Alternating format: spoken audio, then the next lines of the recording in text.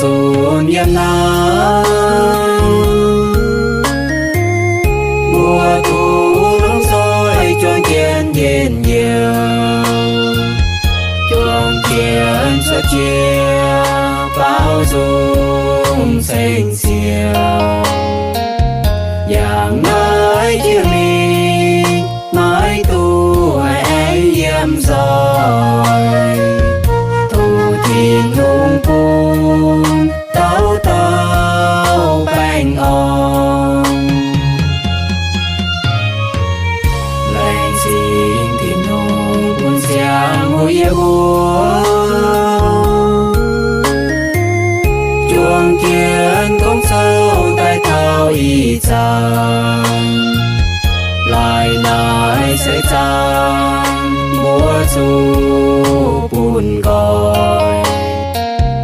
mùa thu lấy cô nhớ cho yếm mịt phàn, vài chiều nhẹ nàng liễu nhẹ thao tao tao, mai cùng nhớ mai mùa sẽ cho tao nhiều siêu, mai cùng nắng nhiều xiên buồn thiên hùng, dù lời áo xin sám ba em lại bàn kề, dù bên chẳng nhiều chùa bùa Giêsu, tham chiến nhẹ chuông cuống yếm vua thiên tòng, thô thì nung sao tao tao tung nhớ, niềm buồn sinh linh tao bùa tao tao, anh cao mái cha phố su thì nung nhảy cùng, thô chiếu trên sới phù giờ bùa tao tao, xiên tình mùa nhẹ nhớ chiều Giêsu Kitô.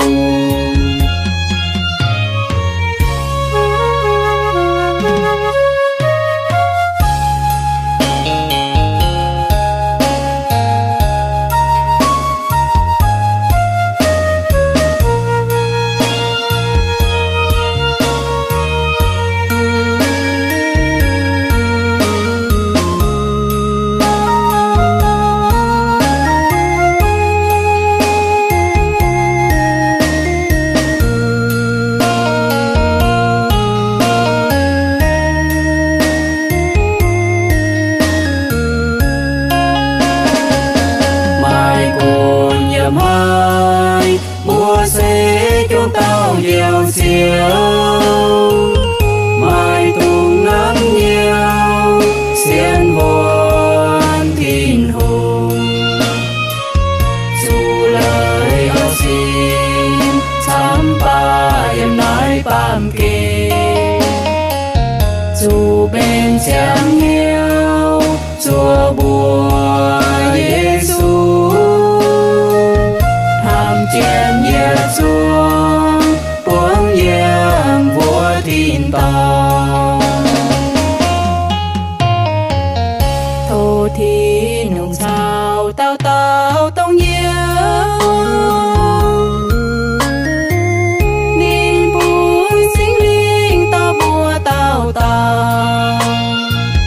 anh cao mái cha phố su thì nung nhảy cùng, chiếu trên sới phù giờ bùa tao tao, xiên tình mùa nhẹ nhớ chiều Giêsu Kitô.